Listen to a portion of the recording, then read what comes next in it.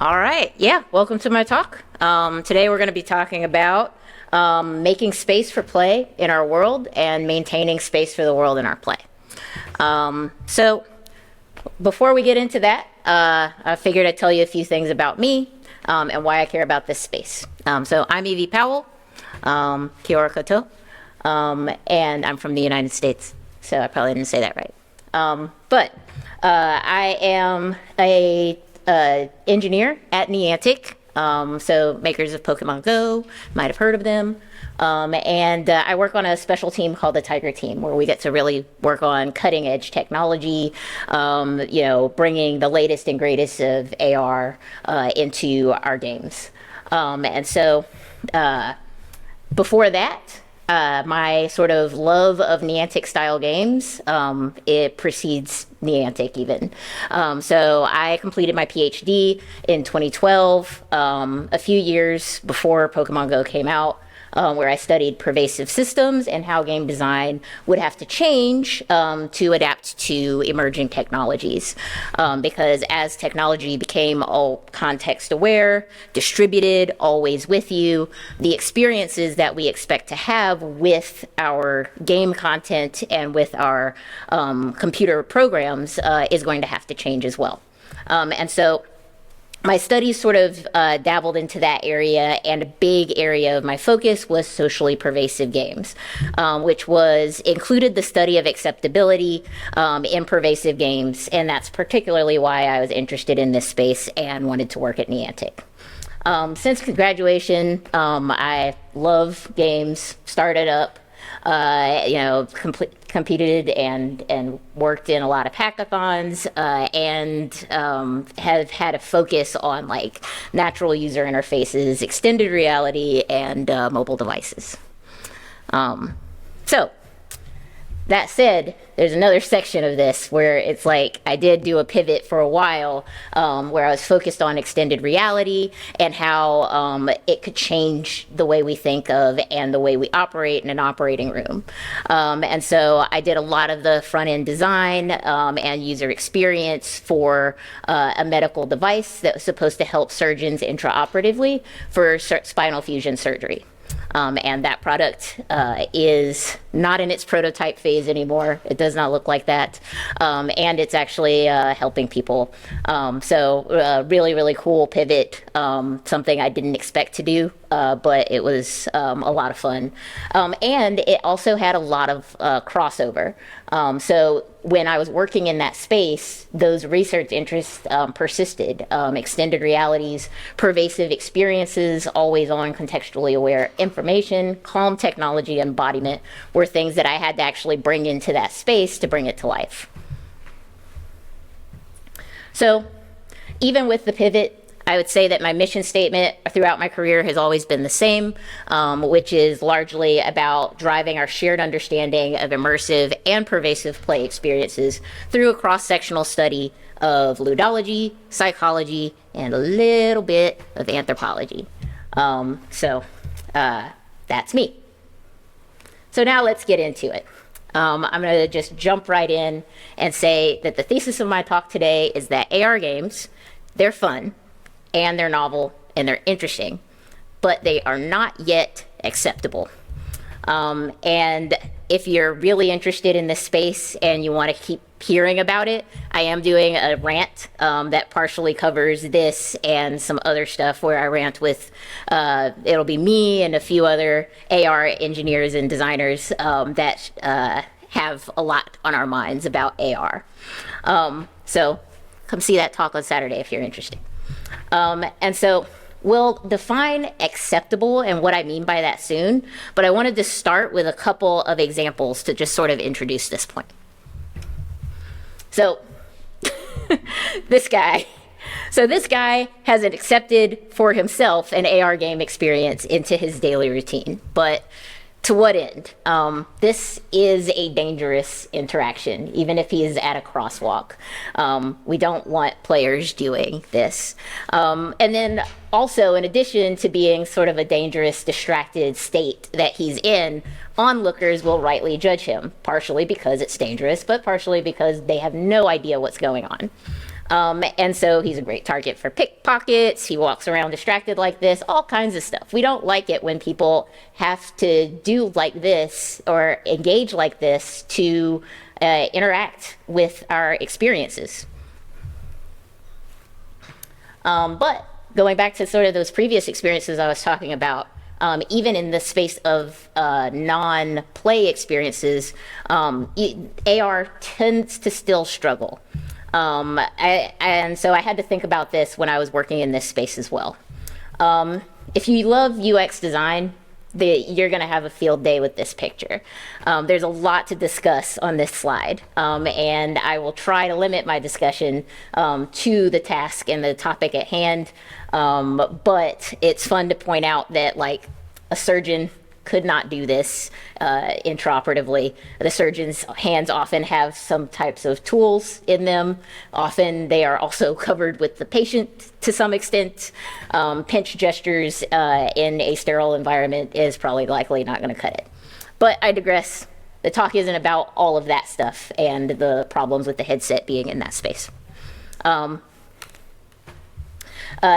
talk is going to be largely about the people not in the headset.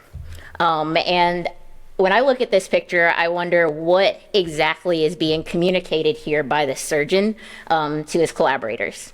They can't appreciate his insights. They're not seeing what he's seeing. They have no idea when he's going to actually sort of engage in these sort of like natural user interactions. And ultimately what it comes down to is that surgery is a team sport. And what this image suggests is that the solution left out the rest of the team. So is that it? Is that what social acceptability is? Is this considering the non-user, the second actor in the design? Well, not quite. It's not quite that. There's a little bit more. Because even in this context, with surgical solutions, this was easier to manage because everyone in the room is really focused on that patient. Everybody's trying to, help the patient that's on the table. They're all sharing the same mindset. So the asymmetrical access to data is annoying, but it's also nothing new, especially in an OR. And so it's not a showstopper, and sometimes even asymmetrical access is necessary because you have specialists. Different people need access to different types of information throughout the surgery. So game designers trying to design for public spaces, you have an even bigger challenge than this. And some people look at me funny when I say that, like the game design is somehow harder than spinal fusion surgery, but I mean it. The challenge that I'm posing today is harder than trying to use AR to instrument a surgery, and here's why. Because when you make a game for public spaces, you often run into the challenge of your players operating in a completely different mindset than everyone around them. And this causes some dissonance. And so this change in mindset might be appreciated by the player. They might love seeing things from a different perspective, seeing new content that wasn't there before. But social acceptability is about the collective perception of the game in the real world. And so that includes, but is not limited to, the player. And when you don't get this right, and too many people find the interactions unacceptable, distracting, and they can't form an appreciation for it, this leads the players to sort of react in a couple of different ways. In the first two examples, tone down, shut down, they're basically saying, hey, this is actually really hard to engage with in this space and in this environment, so I'm going to put it away. Or I probably won't interact with it as much, or I'll just shut it down completely because I just don't feel comfortable doing this thing. And then the last one is where they go the completely opposite direction with it, where they say, well, you know what? I love this game. I love it so much. I'm going to play it anyway. And then it's up to everyone else around them to shut it down. And so I've seen both happen. It's a very, very interesting sort of phenomenon. But ultimately, this is the concept that I want to deep dive into. And it's something I got to study in college in pervasive game design. But it's also especially salient in AR games because of the very nature of what it means to design an augmented reality game. So today I want to talk to you about a slightly different perspective of environmental readiness and social acceptance when we think about AR. So let's talk about augmented reality. I don't know about you guys if you've tried building something for AR before, but if you have, then the illusion and the sort of magic of AR is a really big part of what it means to build something in augmented reality. It's putting stuff into your space that wasn't there before, which obviously isn't actually physically present, so we have to use other means of convincing you that it's actually there. And that intense focus of creating that magic for our users, we often lose sight of what it means to truly augment what's there. So did we augment something when we put something in a public space or in any space? Or did we displace what was there? There might be a beautiful tree there. You put some stuff in front of it, alien like UFOs or something floating around, and it's like, are you actually augmenting the tree that was there, or are you basically just saying the tree is no longer of any importance and now everything's about those aliens, right? So if we do certain things like that, did we actually augment reality? I'd argue that the convincing illusions alone are part of the puzzle, but by themselves, they do not achieve an augmented world. The illusion can do a lot for us. So don't get me wrong. Spatial perception is a powerful cognitive ability. It allows us to think and interpret information with our whole body rather than just our minds. There's a lot of reasons why we might want to put a convincing illusion in a space. And then additionally, if you're alone, like in your own house, doing, your own thing, you can get away with a lot more. You can focus more on the illusion. You can dive really deep into sort of the high engagement of interacting with this content. But as game designers, when we build something, we often want to be the center of attention, and we do everything we can to garner that attention. And when the rest of the world is supposed to be present, that's when things become a bit of a problem. So let me show you what I mean. Here's a fun experiment you can try at home. You can basically do a Google search for HoloLens, and you'll start to see a lot of images that look like this. You might notice a couple of key similarities of these images. One I didn't show is that oftentimes they'll do single player experiences. No one else is around to witness the primary user interacting with the digital content. But then you get a bunch of these. And this is where everybody else is a collaborator, and they're wearing a headset, and the digitally represented content is sort of the center of attention. Oftentimes there's no other furniture in the room. There's just a big empty space for digital content to exist. And so they seem to want to limit the amount of images where you have an AR user and a non-AR user. And that's for a really good reason, because this is where things get really weird. You have an AR actor perceiving things in front of them that no one else can see. And so AR experiences tend not to care about what the space was, what was in the space previously, and so you end up with what I like to call the AR stare. People staring through you, staring through the world, and just sort of like focusing on things that aren't actually really present and you have no sense of. And so as one peer put it at Niantic, and I thought it was actually really cool, so I put it in here. He said, this is less of an illusion and more of a delusion until everyone around you knows what you're looking at. And so someone that likes to author these types of experiences, I find definitions like the one we have up here to be insufficient, especially if you put it and use this definition to form a continuum of extended reality. So augmented reality, a type of technology that allows digital images and information to be displayed onto the physical environment. And so it's characteristic of what augmented reality and especially camera-based AR and headset-based AR actually is, but it doesn't really help me think about how the utility, where is the utility of actually creating an experience like this? And so furthermore, when you look at the continuum, this is a very sort of famous way of looking at the continuum of extended reality all the way on one end, which is everything is fully virtual, everything is fully curated, and then on the other end, reality where everything is real. And AR sits like right before that, where it's just like, it's mostly real, but then you've got some other stuff in there.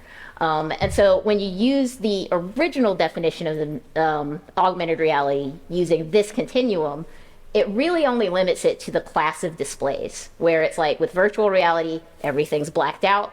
All you see is the digital content. Augmented reality, you actually have a class of displays where the graphic enhances the stuff that's actually there.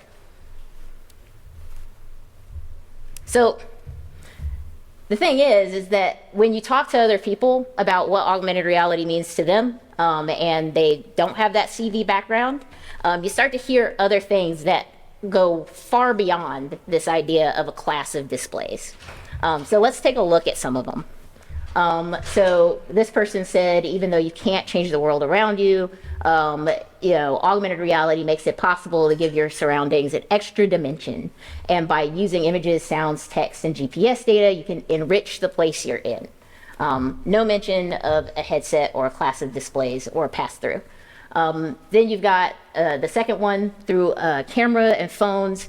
Apps can put an overlay on the digital content to our actual environment. And this technology doesn't account for the user's surroundings or require interaction in user space. It rests on top of any surface with our physical world acting as a static background for it. I thought this one was kind of cynical, so it's in red. And then you've got this other one that says, the issue was never fidelity. This was sort of in relation to talking about the metaverse and VR. They said, instead, there's a deep human aversion to feeling cut off from your surroundings. And that is the real barrier to purely virtual worlds becoming ubiquitous in our lives. So you can see that people are really thinking about this as a sort of way of measuring environment enrichment. And so you can see where I'm going with this. The discipline of AR seems to have mixed feelings about the value of the world and their experiences. We don't like feeling isolated and cut off, but we love, as game designers, to make cool, flashy stuff that takes up all the user's attention, thus isolating them and cutting them off. And you pair that with gameplay, and you have the diva of emerging technology, which is AR games. So I could spend all day talking about that, and talking about the previous continuum and this new continuum where environment matters versus doesn't matter. But I think what I'll do here is say computer vision specialists might find this useless, but it sort of really helps me think about what types of experiences I'm going to build. So I'm going to share it. And essentially all it is it's a virtuality continuum with environment doesn't matter on one side, environment fully matters on the other, and then everything in the middle is like the degrees to which the environment matters. And so when I start thinking about things in terms of environment matters, it starts to feel a little more like there's utility for building something with augmented reality. And so you can start to see that it has a sense of purpose that it didn't have before, and it's not perfect yet, but it's on the right track. The environment offers form and function, but it also offers people. And so this is probably one of my favorite slides because everyone that works in the Antic identifies with what's happening on the right. Social acceptability is really where we start to evaluate personhood and the ability to coexist in societal structures as part of that continuum of environmental readiness. And so players might see that a bench is there, the game might interpret that a bench is there, but going deeper and deeper into the environment matters Like, how does the player feel about interacting with that bench that the game is saying you need to interact with? What if there's people on that bench? Do you still point your camera at that bench? And if you're pointing at an empty bench, people are going to look at you weird because you're taking pictures of an empty bench. So that's where social acceptability is. And you can sort of think of it as these sort of like sentiments, is that you're achieving social acceptability if you're hitting any and all of these sort of sentiments in your players. One being that the player operates in a shared space in a way that's understood and appreciated by the non-players. Players respect the social and cultural norms of the area and the people nearby. And so visible play moments are perceived by all as beneficial.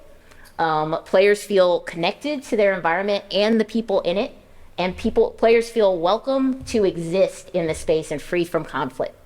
And then lastly, and probably most importantly, both the players and the non-players feel safe. And sentiments are all fine and dandy, but they tell you very little about how to achieve this, achieve that acceptability or fit. So we're going to use those points as a measurement and then talk about actual action items that we can actually take to make players feel that way. And these are the 5 drivers of acceptable game experiences that I've identified. It's not a non-exhaustive list, but I think when I start to think about games in this context and with these sort of drivers in mind, they help me think about designs that actually allow for that better player sentiment that we talked about earlier. So let's start with the first one, community. Community is an obvious construct to play with. Even in the most single player of games, they tend to form these with enough time. And we all can innately understand why this works.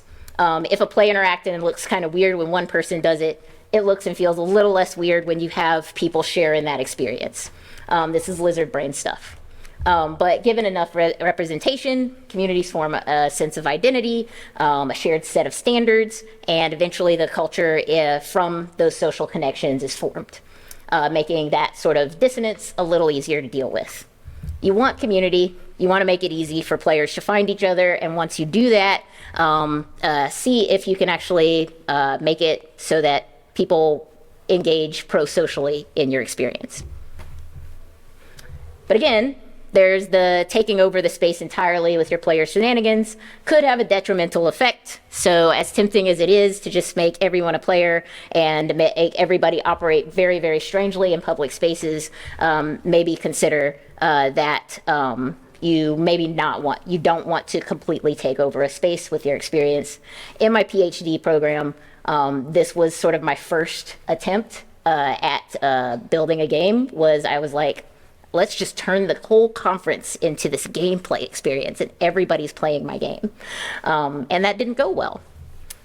So maybe consider that. So once you are able to actually form that community, player dynamics is a whole other UX sort of area that you might want to dabble into. I would say if you've ever heard Wes Hartz from Riot Games or Kim Voll talk about player dynamics, all really relevant stuff, and I would point you in that direction. So when you have community, these bolded or I guess less light versions start to come forward. Visible play moments are perceived by all as beneficial. Players feel more connected to the environment and specifically the people in it, and players feel welcome to exist. And community, of course, makes people feel safe. So the next one up is context. Context are the circumstances that form the setting of an event, statement, or an idea. And when you have context, it's fully understood and assessed. So when we say something is contextualized, we basically mean it's in its appropriate setting and it's in a form that it can be properly considered. Like this contextless pizza, for instance. We are missing the full context of this delicious looking pizza. Where is it? It could be on a table, it could be in a box, but that box could be open and sitting outside, exposed to the elements. And it could have been sitting there for days. We don't know, because all we see is the pizza. And one might ask, especially when considering in terms of game design, how much context do I need before I decide to eat the pizza? Well, that's a negotiation that you actually have to make with your pizza consumers or your players. Because if you do a poor job with it, players might start looking for pizza in all the wrong places. But additionally, context is not just limited to your digital content. Context is actually important for your players. So if you've ever read the comic online, Garfield minus Garfield, it's all about John Arbuckle without the context of Garfield. And they're pretty funny because he looks really, really strange. But this is kind of how your players are going to actually be perceived by your non-players unless you actually take steps to prevent this. So this unnerving disconnect from reality and play applies to our players probably even more than it applies to your digital content. And also, I will throw in that this is where our engineers thrive. We love context. We love pulling in more information about what time of day it is. Where are you? Are you in a park or in a city? Are you, is it hot outside or is it raining outside? Can we show rain in our game? That kind of thing. And so we love to approach context with various data streams. And I'm no different. The more data streams that you have, the more meaningful connections you can form with your player, and the more you're able to negotiate play in their world. But while you might want to start using context to do things like put delicious pizzas in appropriate pizza spawning locations, you'll likely want to dig deeper. So the thing that I have highlighted here is headspace and mindset, is that sometimes you can actually use those data streams to actually inform you of when a player is in the right headspace, in the right mindset, in the right location, and at the right time for engaging with play. If you can start to identify those forms of context, you're in a really good place. So context impacts those first two bullet points really well. Players start to operate in shared spaces in a way that's understood and appreciated, and players understand the cultural norms of the area and the people nearby. That relationship to the environment and the people in it becomes stronger as well. So context is a lot of fun. Context is a very sort of engineering way of applying social acceptability in your game. But next up is the exact inverse of that, which is locality. Locality is all about designing for specific areas. It certainly seems like a more direct route for context in a lot of ways, because you're basically just using what's immediately around the player. And it takes the previous idea of use as many data streams as you can and turns it on its head. But I wanted to present both because either of these solutions can actually work for you, but it's up to you to figure out how much of one versus the other you're actually going to consider. If you're interested in using sort of local places and communities to build real world game experiences, highly, highly recommend this book by Benjamin Stokes called Locally Played. And so this book is actually clearly indicates a great desire among community leaders, educators, urban planners, that they want to use games to connect to their environment. But the technology, especially when you start to use computer-assisted gameplay, it tends to fail to highlight those connections and sometimes obscures it. And he makes two primary points: that designing for physical location without factoring in community is irresponsible, but then also that physical experience is like designing with one eye shut. Likely also digital experiences as well. But to understand a city, it becomes necessarily to experience it physically and digitally. So these are not mutually exclusive things. This is basically saying you can't have one without the other and design for local places in a way that makes sense. You might be missing important context with just access to one.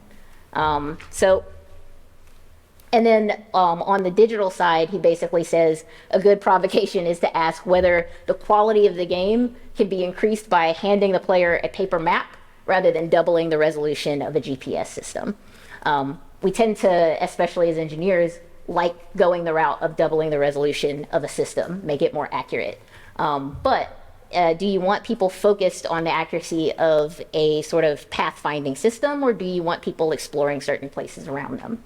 And so it's actually worth thinking about quite a bit. And so I think one of the important things Benjamin writes about is the value of designing for and with community, taking us back to that first point.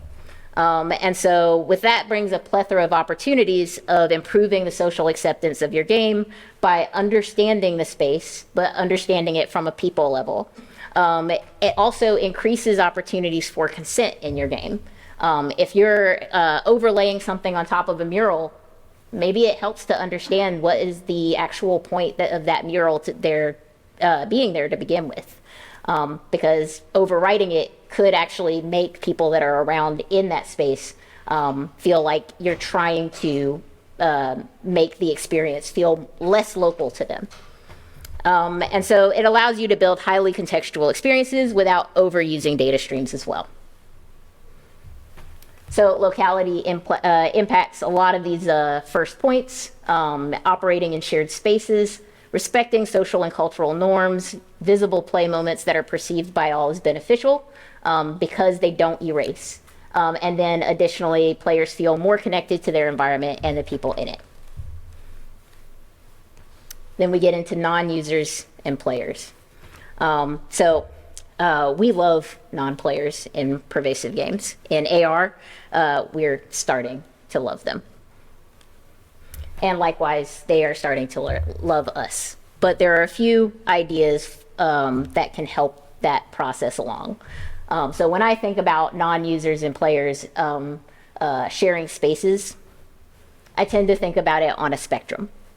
And so we tend to like in game design to put things in concentric circles of play and non-play and things of that nature. But if you think about it as a frequency, then it's fun to think about all players being non-players at some points and all non-players having the potential of becoming players. And when you think about that, you can start to create more meaningful play that can coexist because it has those opportunities for those deeply engaged players to really exercise their sort of gameplay mentality, to connect with others that are deeply involved in the game, but then also give them areas of backing out and backing out slowly without feeling like they have to completely abandon the game altogether. And most AR games that I have experienced up until this point are working on this, but sometimes still have a long way to go, because a lot of the times what ends up happening is it becomes an interstitial play where you find those moments of downtime and calmness in your world where it's like, I'm on the bus and I'm on the way to go do something. So maybe this is a good time for me to engage with the game really quick and then back out. But it's always on and off and nothing in between. So I would encourage you to design for those in-between moments and those lower engagement moments, and think about ways of engaging without having to completely abandon or leave the game. But then likewise, offer moments of reality seeping in so that they don't feel like they have to be all in or all out. Spectatorship is a great way to do that. So this is an example of a gameplay. Let me see if I can play it from here. It's one thing I didn't do. Oh boy. Maybe not. 1 second. Yeah. Should be able to bring the mouse over here.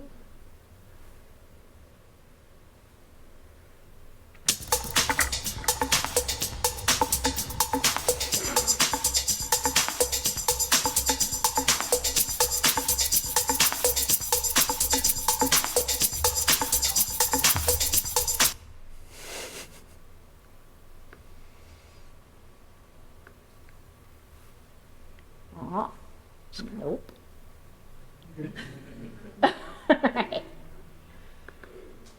Yeah, So this was actually from a hackathon that was hosted by Niantic. Yeah, hosted by Niantic a while ago, and I remember this team I felt really inspired by it because they were like, hey, what if you actually just take the phone and stream it to a projector, and then it becomes this spectator moment where everybody is interacting and engaging, but the people that aren't engaging can have an appreciation for what's happening and what people are seeing and what they're trying to engage with. And I remember thinking that, like, this is inspired because it doesn't imply that people have to be deeply in an experience or deeply out of an experience, that they can kind of exist. Yeah, go ahead and do that. I don't know what this is. Not responsible for what you see next. All right. But yeah, AR doesn't have to be this sort of battery-consuming single user experience. It can be something that is shared and appreciated by all. And it can be a tool for actually allowing that rather than being a tool for forcing a high engagement moment. So when considering the non-player, it's great if we think about all of them as having player potential thank you, and being on a different frequency. It's true that not all of them will move into that frequency of pure player, but considering them at different levels of engagement helps define the actor persona rather than, the spectator just being human noise that you have to avoid. So pretty helpful. So design for non-player impacts a lot of these things. Shared spaces that is understood. I'd say that's probably the key and primary one.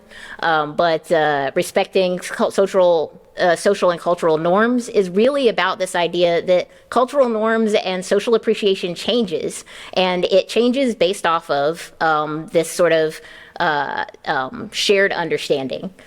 Visible play moments are perceived as beneficial. If people can share and experience and see an experience without having to go all in, it can be better perceived by all as beneficial.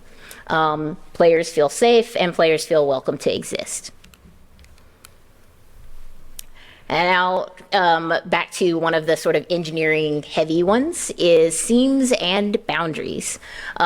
These are not used interchangeably. When I talk about seams, I'm usually talking about the gaps in technology. So technology as a whole tends to deal with in seams. There is not continuous 5G access throughout the world. There are seams, places where the technology falls off. Likewise, this is our geospatial browser from the Niantic Lightship platform. And if you go sign up for a Lightship, you'll have access to little places like this, where it's like we've taken scans all over the world and collected information about those different places in the world where you can plop the AR content and have stuff actually show up in a meaningful way, because you actually know where is grass, where are people sitting, and where are the common features that are in that space. But like all technology, it has seams, places where we haven't collected data yet. And so that's what we mean by seams. But then boundaries are really more of a game design construct of like, what are the sort of social, spatial, and temporal boundaries that create the game experience. So if you're not familiar with that, I will describe it in 60 seconds or less. Games tend to have a circle of play, and that circle really denotes a boundary. And if you study play theory, it's no shade if you haven't, it's not necessary, then you might be familiar with the magic circle, but the concept is simple. We like to create those boundaries to prevent the crazy from our games leaping into the real world. And here's an imperfect example, because some people don't think of sports as boundaries, so imperfect, just roll with it. So boxing matches have clear rules and boundaries that coincide with those rules. There's a time boundary. There's number of minutes in a round. There's a number of rounds. in a match. And then there's timeouts. And then there's spatial boundaries, the ring, it's obvious. And then there's the social boundary. You may only punch the other fighter. You cannot punch anybody else that's not a fighter. Once you start playing with those boundaries, you start challenging things like consent, and it starts to lose its playful nature. And so if you think about blurring the spatial boundaries, it basically means you can punch people in the ring and outside of the ring. Temporal boundaries means you can punch people at any time. And then blurring social boundaries means that you can punch anyone. So long story short, we tend to like boundaries in our games. They keep our world sane, keep us safe from players, and allow players to feel like they have a place to exist. We like in pervasive games to blur those lines because that's the very nature of what it means to make a pervasive game, but sometimes you might want to embrace those boundaries. They help create the context for play.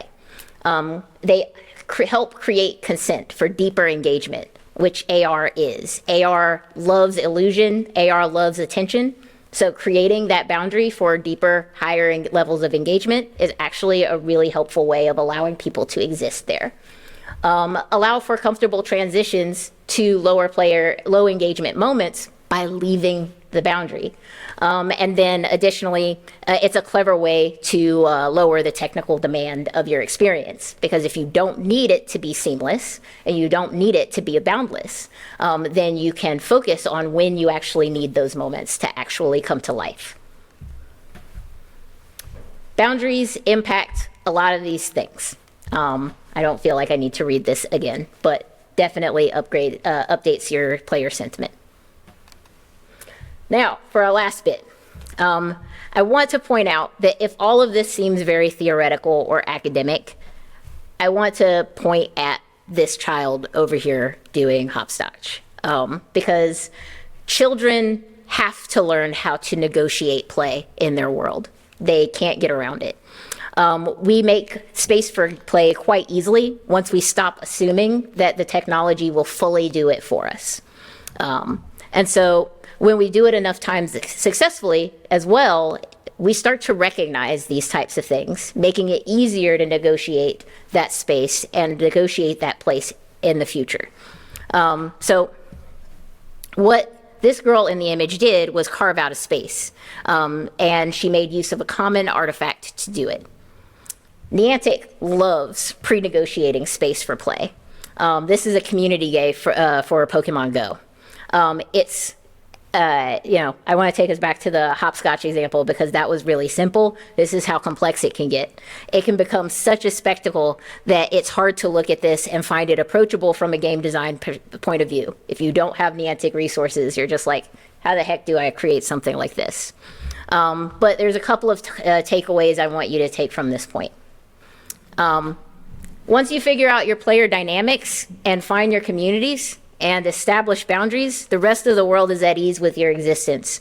And you can start to count on the artifacts and affordances to make your game even easier to find and even better. We all know what hopscotch looks like.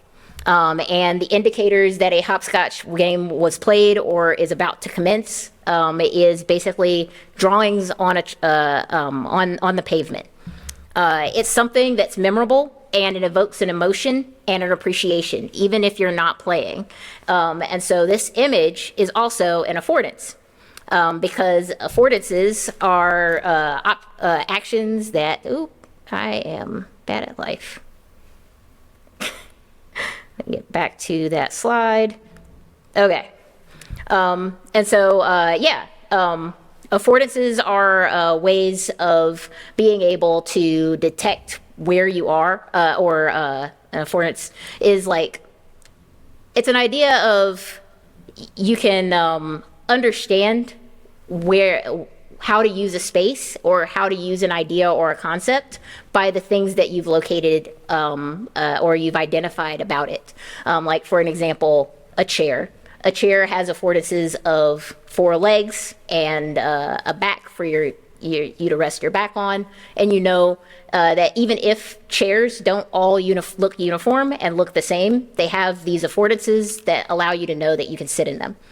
And so likewise, when you see enough of a Pokemon Go community day and Pokemon Go types of experiences, you start to identify, here are some common characteristics that let me know that play is happening without ever even opening my phone. All right.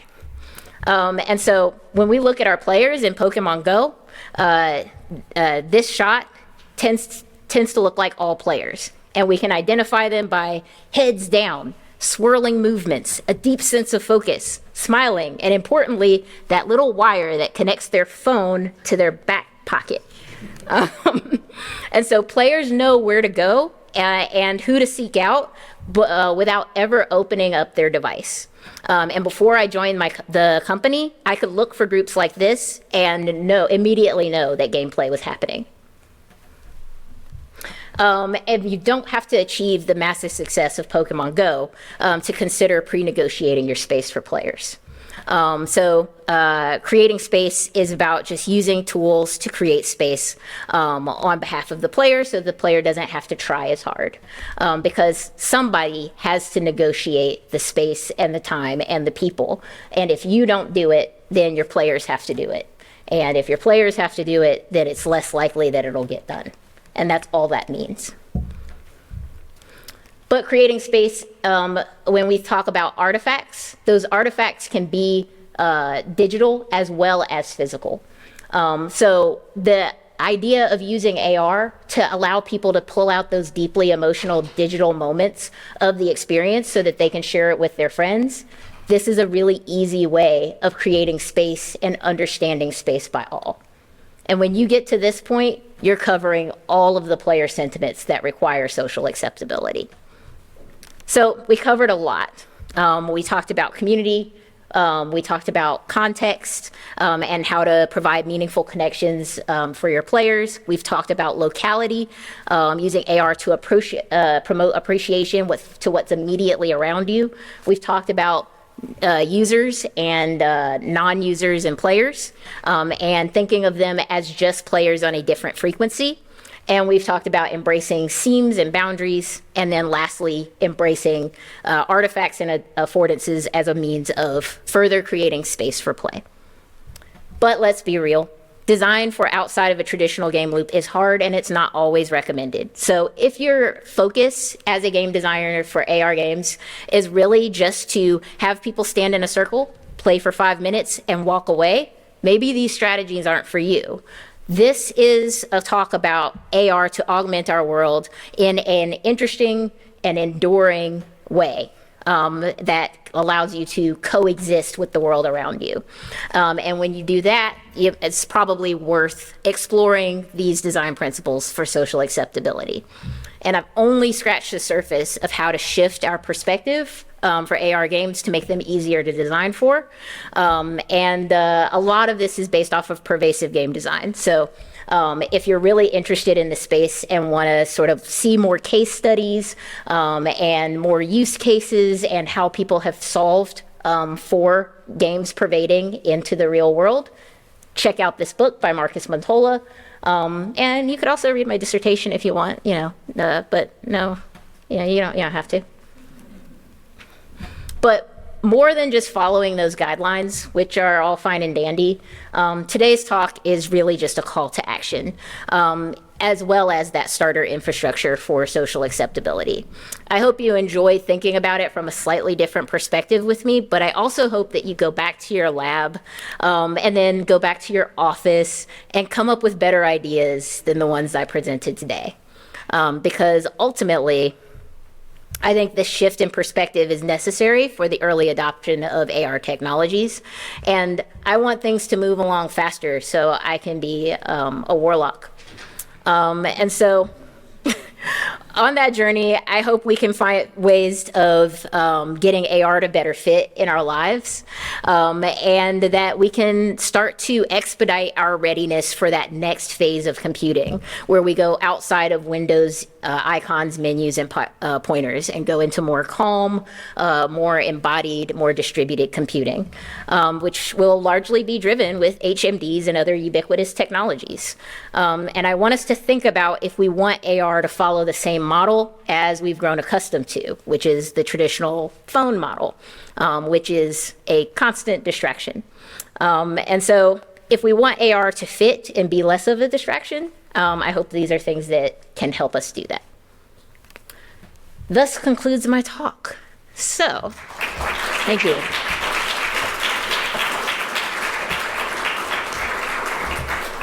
So, how much time do I have for questions? No questions. Okay, so there's no time for questions. But thank you for listening. Definitely come find me if you want to continue the discussion.